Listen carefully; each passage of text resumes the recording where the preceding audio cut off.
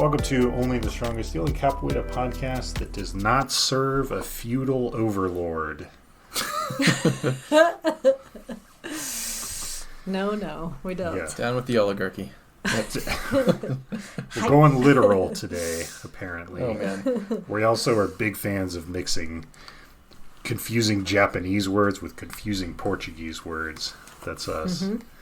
So we are Vadal, Azul, Bonzinho, and 2 out of the 3 of us have a very exciting announcement. We're going to talk about the announcement, and then depending on how much time we have left towards the end, we might get into some stuff about music, some of the good songs, some of the bad songs, how singing can affect the holiday in what ways, that sort of stuff. But Azul, Bonzinho, it's all you guys.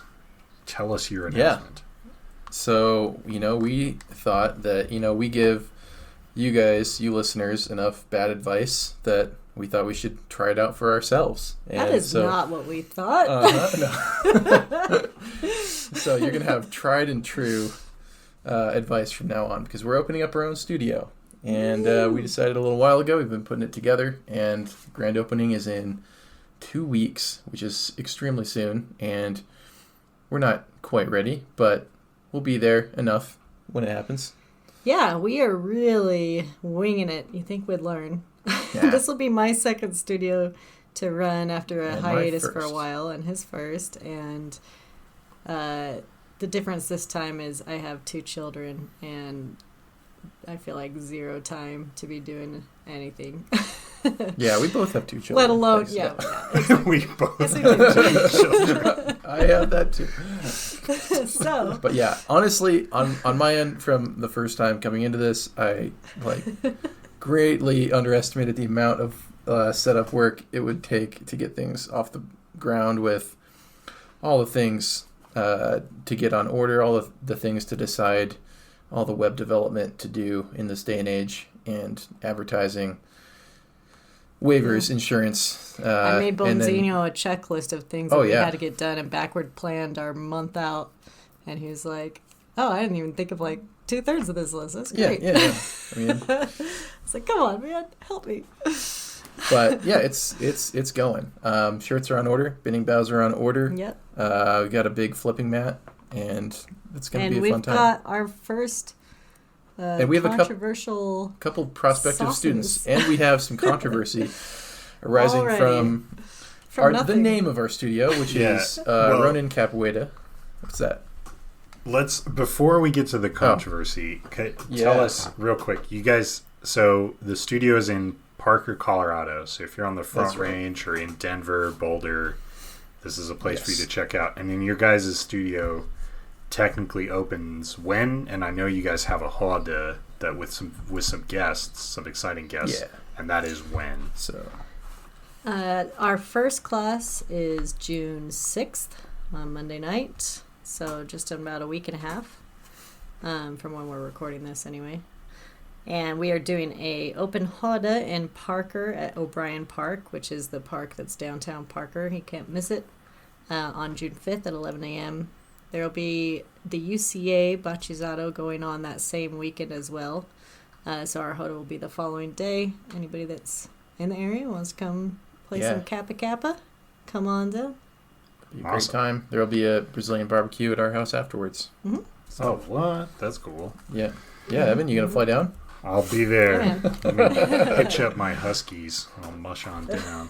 Yeah. So I'll put your guys' stuff in the show notes. So if anyone wants to sign up for some classes, come for an intro, that kind of thing, that this will help you look for it.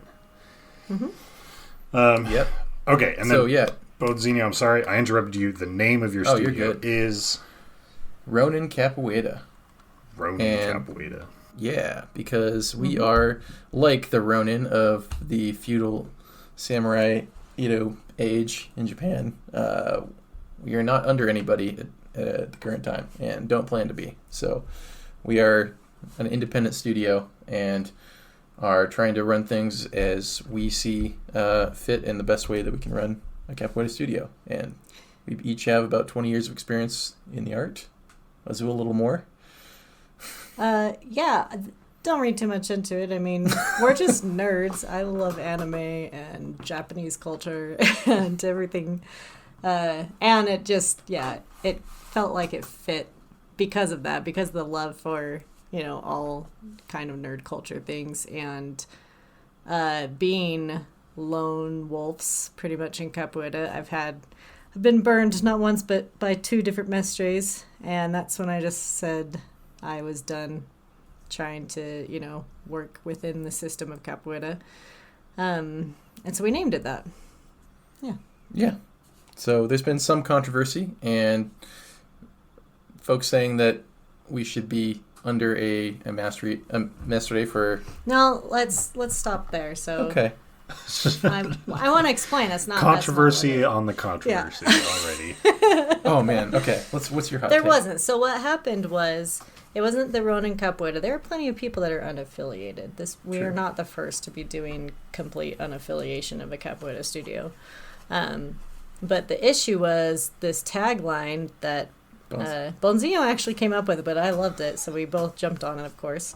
And it was "Seja seu próprio mestre," which means "be your own master," which is just like such a obvious cliche martial arts tagline in my eyes already. Like, it is, like any fitness gym would use that or whatever. So for sure, we're like, yeah, that's cool, and so I used that. And then had people kind of question why that was and push back on the idea. So I don't know if we want to go into that right now or if you had other questions. But... We can go into it a bit. Yeah, let's do it. Let's go into it. So I had a prominent capoeirista reach out and just ask super respectfully and everything just about what that tagline was inferring or trying to really say, trying to understand where it came about.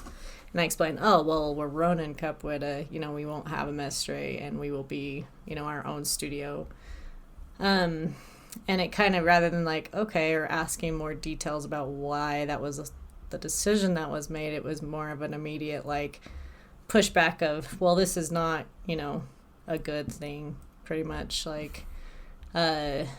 You're maybe causing a lot of undue problems within the community by doing that. People could take it the wrong way or take that you mean that you don't respect the culture of Capoeira and you are going to be culturally appropriating Capoeira. And to me, I just said I completely disagree and was followed up with you still have not asked me why I came to this idea or what we've been through or how we were ever burned multiple times by the current system in place, and what my experience is in Capoeira to really make a fair judgment. But that's what happened, and we don't even have students yet, so I don't know. We're controversial already. I guess so. Yeah. It's just I realized it was entitled of me to expect to be understood, because the human existence is just most people have to experience something to finally understand or finally care, be that grief or any kind of other experience in their lifetime. A lot of times it doesn't faze them until it directly affects them. So yeah, I know that hit you fairly hard to have the controversy already on it, but it did, because I already felt like an outlier and misunderstood a bit in Capoeira. I feel like I've constantly been judged. I studied Portuguese for 2 years in college. I went to Brazil and took students to Brazil, for a few weeks to get that experience. I have taught literally thousands of kids because I partnered with the Utah State dual immersion program and taught classes only in Portuguese to little kindergarten first graders that are starting Portuguese immersion. Such a cool program. But I feel like I put my heart and soul into growing the community of Capoeira. So to have somebody jump and ask this isn't the right way, quote unquote, was a little bit tilting. But that's just because I kick against authority in general. Yeah. I mean, I think both of us have poured a lot of our lives into the art and understanding Brazilian culture and celebrating that. And I don't think we're coming at it from a negligent way of teaching the art or teaching the culture. And I think we, just need to put our money where our mouth is and grow a studio that we are proud of. So that's where I'm coming from, and I'm excited too. Yeah, and even if regardless of how this studio pans out, this is just, for me, the way to be authentic. Like, I don't know how to be anything but direct and honest, like, to a fault. I'm maybe too blunt a lot of the time. And this would be no different. This was my experience in Capoeira, and I also love anime, okay? Come on. There's samurai all over it. I'm pretty sure samurai existed before anime. Samurai also used shurikens? Yeah, they did. A lot of people were like, oh no, ninjas and samurai, they're totally different. Samurai trained with shurikens. Yeah, just we also put that out there because that's in our logo. There's also a shuriken in our logo. That's how much of a nerd I am, okay? Yeah. You guys, also, for anyone who doesn't know, that those are like the little ninja star discs. You guys are assuming a level of like Japanese nerd in our listeners that is frankly insulting. No, they're all there. You guys do have a sweet logo that has a ninja star thing with like an Amazonas dupla figure. Thanks. It's pretty sweet. It was made by a former student of mine from when I ran a studio out in Utah. He's an incredible artist, Seguranza. So props to him, and thank you to him for contributing. Yeah, I'm actually super happy with how the logo turned out. It's tag and it's awesome. And when we get our flyers and bandit signs and stickers, I'm gonna go around on a skateboard and just stick them everywhere until paint the city blue and yellow. Canvas it with Capoeira. You're not gonna tell the difference between Parker and Salvador. How about you? Because our stickers will be there too. Yeah. That's right. So that was it. I hope I didn't. I just want to also clarify. I had no ill will to the person that had questioned or brought this up, and still don't. It's not something that it was more of an experience. Like, okay, I probably will have many capoeiristas that have had a better experience and maybe not face some of the stuff I have in capoeira that just won't understand, or that will take this the wrong way. And I just encourage people to communicate and speak directly, and then decide. And it's not my business what people think of me or not, really, but that's, like, we got to do what we got to do. We do. Well, it is a little bit your business, You do have control over some of that. Really? Oh. So. It's like puns coming from Varal. What is this? Yeah, so I apologize for that. That was bad. Thank you. It makes me feel bad.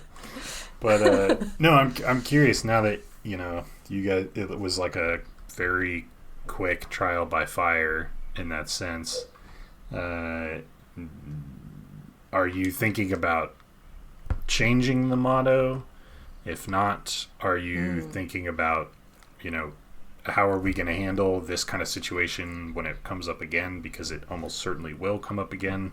Like, what does this mean for the future of the studio compared to the idyllic oasis of a studio you had fantasized about, and then now you're in the reality of, okay, this is what it's like to actually own this studio, even though it hasn't opened its doors, right? And we don't have students, but people don't like this logo, or don't like this motto. People don't like this idea already, right?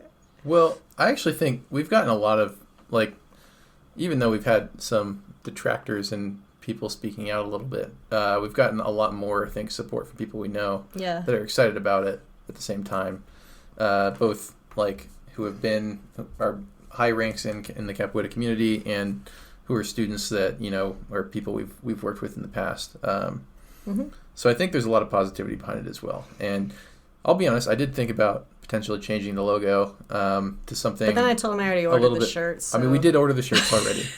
So the first 30 students are going to be controversial no matter what. After that, we can change it. But I have thought about potentially changing it to something in the same vein, but maybe less controversial, such as like.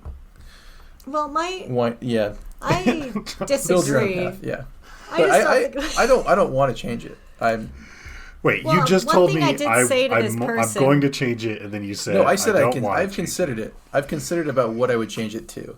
I don't want to at this point. And I would but say if it no continues because to be an issue, we can reassess. But that's yeah. where my stance is on it right now. Yeah, no, there would be.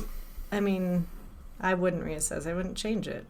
I did say to the person that question, I said, well, maybe, they're like, well, some people may take this the wrong way or get the wrong idea. I said, well, maybe they should, and maybe they should think about why somebody would name their studio this and go this direction in Capoeira right now. Is there something that you guys are going to try to do with your philosophy or with your connections with the community that might help provoke that question in somebody else? I personally think it's a lot to ask that, I think it's fair to say somebody should question a lot of the poisonous hierarchy, but that it's a lot to ask for some of the true believers. And those true believers are inevitably going to be the ones who are going to be the loudest in the conversation, right? And so is there anything that you're thinking about, this is I know now this is the way that I can get through to that sort of person who is one, they've drank the Capoeira Kool-Aid and they've never had a bad experience. I think it's really going to be by showing what we can do and the quality and caliber of students we can create that are both knowledgeable, respectful, and understanding of the Capoeira culture, are well versed in the movement, music, and other cultural aspects. And I think I think there is a lot that is lost with a lot of the hierarchy that is currently in place in many of the studios. And I don't know how you would get through to somebody in that they'll sense. Say the opposite, that, going this route without a mestre makes you lost and you will not be able to follow the Capoeira community and culture. But I disagree. Yeah, well, we have a lot of people who are, I think we have a very good support group behind us to support us at events, both our own and externally, that I don't know if having a lot of detractors, I think eventually we will kind of gain more recognition and understanding with the direction we're going. Yeah. I just don't intend to try to, force people to understand the why we're doing it like this until they've experienced something similar. So I wouldn't know what to tell them unless they want to sit and talk for an hour about more of our experience and why we would make this kind of a decision. But this is also, if anybody truly knows me, also knows I am very anti-religious and kind of just anti-control in life, and that this is me bucking that exact same system in society that ends up just kind of betraying or ruining people in some form or fashion, and it just doesn't need to be that way. I think to answer your question a little more concisely, Evan, my answer to the old guard a little bit would be that we're not trying to disrespect or dishonor any current mestres or the leadership of Capoeira. In fact, we are still very much in tune with trying to get their knowledge to our students, but being in a hierarchical fashion and having authoritarian grouping is something that we are trying to move away from because it's just caused so many issues in the community. The last group we were in, we never saw our mestre. He would come out once a year, twice a year. A lot of groups are like that aren't at the location the mestre is at. They are pilot, satellite schools. They see their mestre how often? During bachizados. That would be the same thing at our, if we held events, that's how often our students would see a mestre anyway. I have the same absolute respect. I put a lot of heart and soul for who does Capoeira for 20 years, and it'll be 20 years in January for me. Who does it for that long, and that you can say that they don't care about the art or the sport or whatever it is. I mean, that's more than half my lifetime, you know what I mean? Yeah. I just feel like to question that, is more, you should really it's ask been more than half my lifetime. What's driven you after 20 years to say, I'm not going to go that route? For me, it was I got kicked out of the blue. To this day, I know it may sound stupid. I have like theories, but to this day, I don't know why I was kicked out of my first group. My second group ended up sexually assaulting, another capoeirista. And ironically, I joined them because I thought that was the one group that I would never have to have a problem like that in my school, because I had a really clean, like straightforward school of really good students. There was no shenanigans. There was no sleeping around at events. Everybody got along. I wasn't going to bring that in, so I joined a group, and what happens? That group implodes because the mestre was found to be having sexually assaulted another, prominent capoeirista. So why would I now, 20 years in, go for number 3? Like, there's so many capoeiristas that just have godfathers, that have run unaffiliated schools, found mestres that they can pay to mentor them or to, come to their events or however you want to do it. Yeah. There's plenty of people that already do that, so that part of it is not, anything new, I think. But those are the reasons that I felt, it probably wasn't, like, I just felt like it would be disingenuous at that point to try and find yet a third mestre to join. Does that make sense?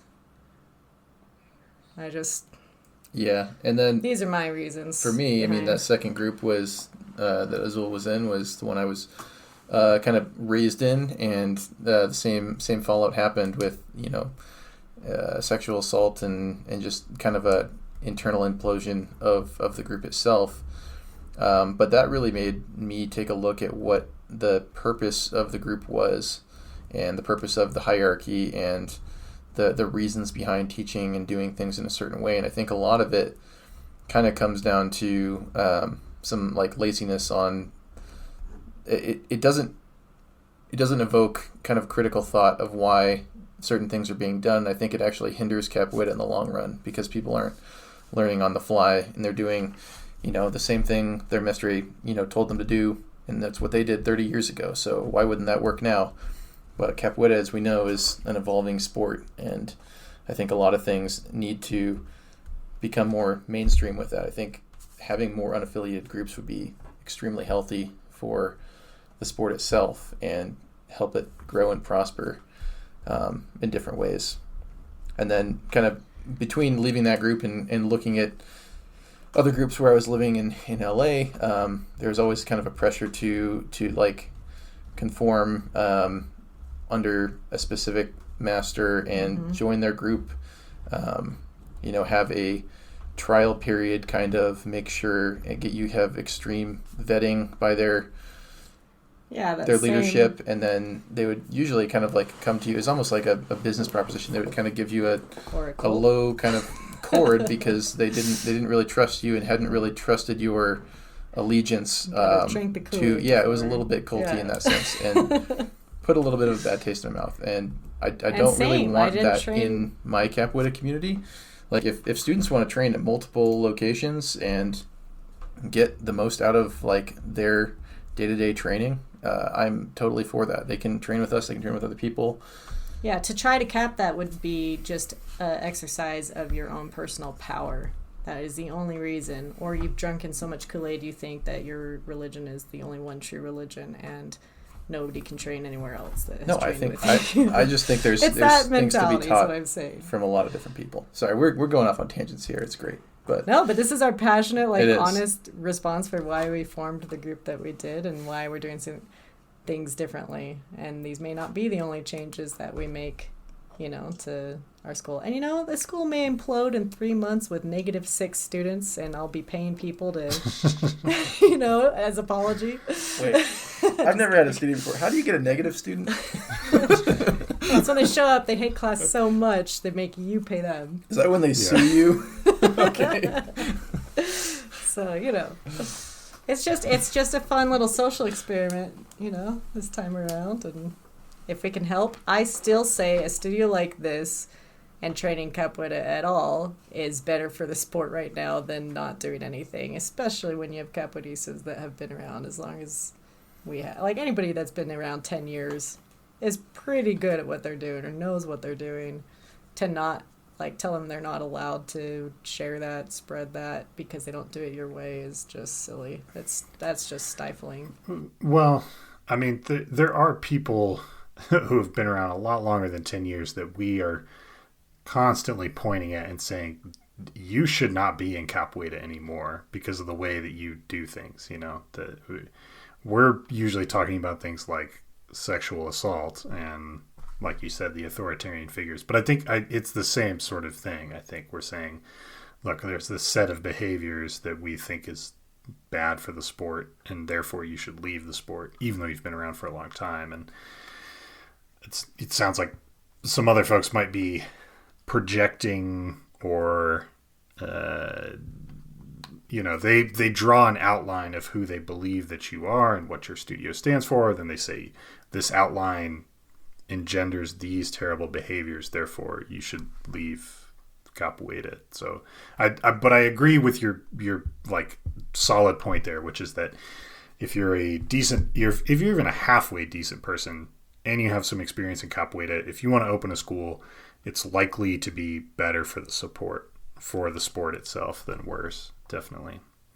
If I could give my own answer to why you guys opened your school, if it were my school, one of the things I think is interesting is that when there's some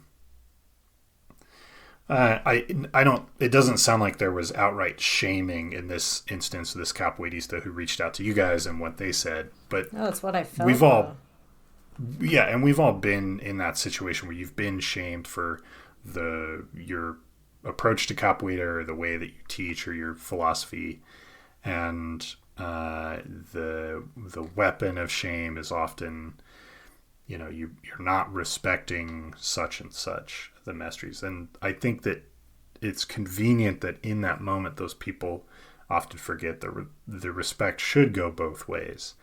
And the mestres can't exist without the students. The students can't learn without the mestres.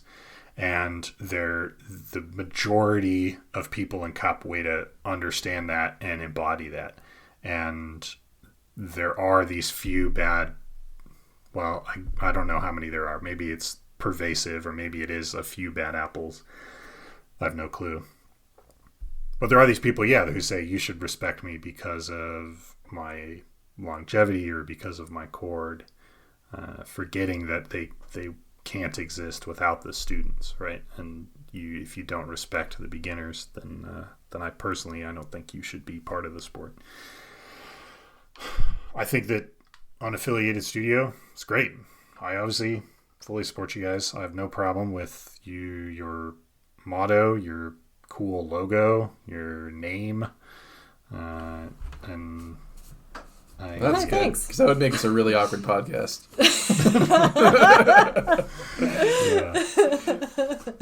I do think this is a less important, but still, I think, logical question that most people are going to ask, which is, are you guys doing chords and ranks and bachizados and all of that?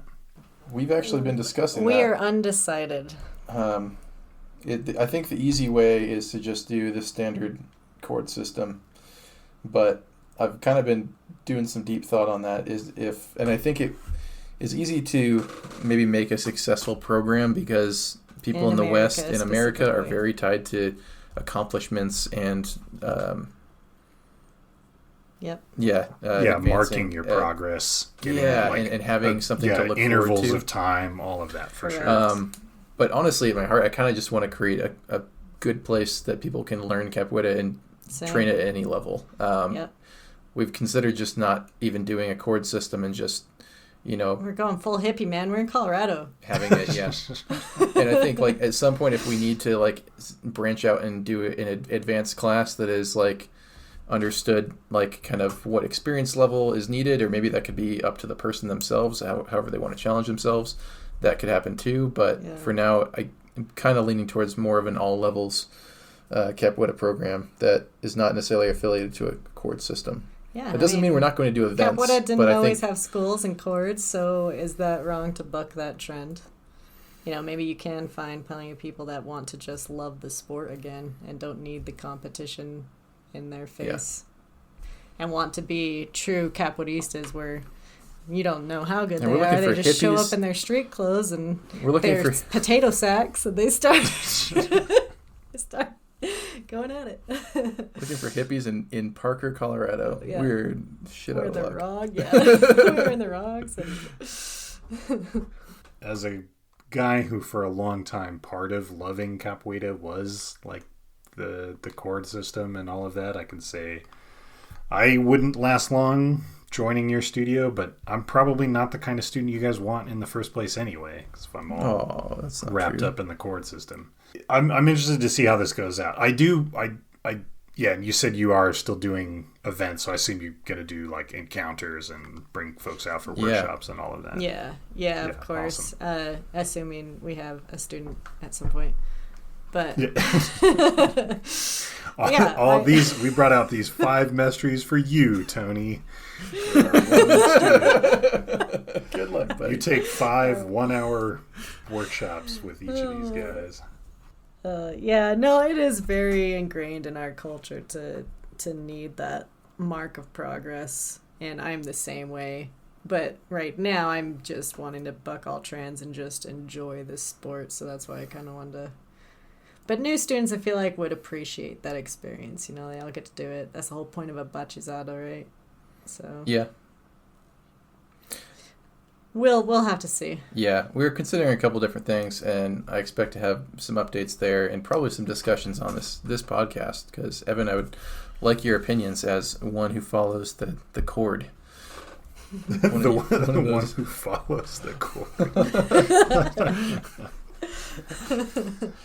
Yeah, no, I do have some pretty strong opinions about that, and someday, Azul, maybe you and I should talk about whether when you get right down to it, is the chord system good or bad for capoeira? We've had a podcast on this recently. I feel like we did, but I also feel like I have no idea, we never did. I think it's because none of us came up to with an answer. We totally to should. It. Yeah. Oh my goodness. But all right. That's another time. We had a topic we were going to discuss this podcast. At this point, I don't know how much time we have for. Yeah. Maybe we do get into that right now. We're already on that same topic. All right. And the chord system, and push our music to next time.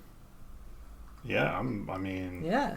You said you had a lot of opinion. Now I'm curious. The listeners are curious. Here's my take on this situation, and I'm interested to see if I'm wrong, and I think it will take a few years with you guys teaching and running your studio.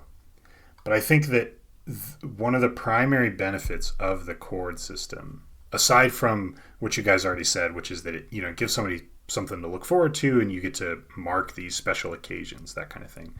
One of the primary benefits is that it's about the best way that I can think of to organize information quickly. And it gives you a really good visual and sort of emotional system for where information is located inside of capoeira. Someone has a specific chord, that they're higher up on this, invisible spectrum. They have more information in capoeira, and with that, I think, comes a little bit more authority. Whether the authority is formal, like they're an instructor or a mastery, or it's just informal. They're just a more advanced student, and but there's the negative part. But wait. Let me just keep going a little bit here. And I'm not saying that. I just mean, in this case, let's assume that person is of goodwill and is compassionate, right? So it's not like this is I'm not saying this is an authoritarian student. This person just has more authority because they have more knowledge, and the chord system is a quick way to organize that in kind of a handy form. And I think that people naturally will organize themselves that way, whether or not you decide to have an actual explicit signal like a colored chord. My theory is that even if you don't have a chord system, you will end up having something that is essentially a chord system. And like an official system still? Yeah, no, there'll be something implicit in the culture of the studio that after you've been around for a while, you will realize, these people have been around longer, and they know more. And Oh, yeah, man, I'm gonna just watch them cede Jenga. to them a little bit. Like, I'm gonna treat their opinions as more weighty than mine, and that might be like, it's just there's an advanced class and a beginner class, and the people who come to, if you come to the 7 o'clock, if you show up at 7 o'clock, you have a little bit more authority and a little bit more say so in what goes on than the people who show up at 6 o'clock. Or it might be we are gonna do like different colored shirts. We're not gonna award ranks or anything, but if you have a blue shirt, it means something different than if you have a red shirt. That kind of thing. I think the same thing will happen with connections with other studios as you guys grow and you foster community connections. If you do have someone as like a Mestri as a sponsor, you'll have someone who's sort of over you. Your students will kind of see that relationship. They'll see what happens on the kind of like the horizontal axis of your studio, other local studios, and it will end up falling into a hierarchy, whether you want it to or not. I kind of agree in that that's human nature, is to self-sort. So I've seen this in two different ways. One, like just within 5 minutes of people meeting each other when we warm up with handstand walks across the floor. Whoever knows, like, looks like they can do it, other people are going to start looking to in class. Oh, they're physically more adept. That doesn't take long to like analyze, and people will naturally like go to that person to either ask questions or try and copy what they're doing. But I did actually... my last studio in between schools, I ran it unaffiliated for about 1.5 years. So I had students that had started from nothing. And the way that they self-sorted was just asking each other how long they had trained after having trained together in class, and kind of being able to look at that way, like, oh, well, that person's been around, almost 2 years, and I've been here 3 months. So I ask him when I train if, this is the right way to do something, or... they end up doing it regardless of, because we just wore whatever workout clothes we wanted. There were no uniforms yet. There was nothing, So we ran a tiny semblance of this, but I had always planned for a chord system. So they kind of, segregated that way with just who was physically better and had been around longer. Yeah, I think you're right there, Evan, that there will be definitely a self-sorting that happens, whether that's based on their, quickness of like just picking up like sequences or cultural things or music, and people will like default to certain experts in some ways. Sort of the lions from the sheep. So yeah, maybe in that sense it would make it, I think, clearer. But I guess your argument for that is that they're going to self-sort anyway, but it's less, I guess, organic if it's from a rubric system, and now you're trying to kind of trying to control the perceived notion of like advancement and the perceived expertise of people with a chord system. Okay, right. That's a really good point. Yeah. I guess that I wandered a little bit because I'm not really saying whether the chord system are good or bad. I just have my own little bet with myself about your guys' studio. But the other thing that I think will be interesting to see is, if you kind of organically grow your students and you don't impose a like this top-down organization on them, will you get any of the benefits of the chord system, and also will you get any of the detriments? Like, are you going to have hierarchy drama even with this more looser, this hippie dippy paradise capoeira? I hope not. Like, I hope not. Obviously, I'm not trying to wish that on you guys. I just think it's an interesting question. Is like, how will people behave inside of this non-ranked studio? Well, Vidal, I was going to ask you, because I thought maybe you'd know better than I would, how dance studios do it, because I don't think they have ranks, but surely they have like a beginning and advanced class eventually. Like, I'm thinking of other sports that they don't really separate them, be it dance or yoga, where there's not a clear like testing for your next belt martial arts style. Capoeira Angola doesn't have chords. True, and they only have like 3 different... Yeah, some schools for sure, no chords. I don't know anyone who's trained in any Capoeira Angola tradition that did not have chords. Everyone I know from Angola has a chord. So apparently this whole no chords thing is, in my experience, it's just a myth. Like if you're out there, you train Angola and you never had a chord, whatever, man, you don't exist. I don't believe in you. I don't believe in fairies. You're dead. Sorry. With dance studios, they don't have like a formal ranking system, but they do usually have a kind of like a more recreational group, and then they will almost always have a competition class or like a competition team, and that team usually dresses differently. There's different kit. Yeah, man, it's like your demo team. They wear sungas to their Fridays. performances. They wear pink. Yeah, Yep. exactly. They have yeah, pink yeah. sungas. So there is this visual cue of what's going on. Yeah. As far as I could tell, the dance studio world is just as dramatic and terrible as the capoeira world. Yeah, that's just human nature. Yeah. So, yeah, we'll keep y'all posted and see what pans out. Do you have any other insights, Evan, on that? Or I will say we're currently like still undecided. So any insights you have are very valuable at this point, and I'm hoping to discuss this before we probably have our first event roll around to see what the heck we're doing. After we get some students first. Yeah. Yeah, I mean, if it were me, like I were opening a studio, obviously I would be worrying about all of this stuff 3 months ago. I would be freaking out about like, oh, okay, and then the 3.5 chord is going to be blue with a little bit of yellow, but then green, blah, blah, blah. And I kind of like the idea of we'll cross that bridge when we come to it. Like, we don't know how many students we're going to have yet. We don't know exactly what this thing is. And so we're not going to fully embrace. We're not going to say, yes, we will have ranks. We're not going to say, it sounds like you guys haven't fully settled on, no, we're not going to have ranks. I like a little bit the idea of like, well, once we have enough people to really support this thing, then we can kind of decide what it is. The whole idea of let's get the right people on the bus, and then we figure out where the bus is going, for those business nerds out there. Yeah.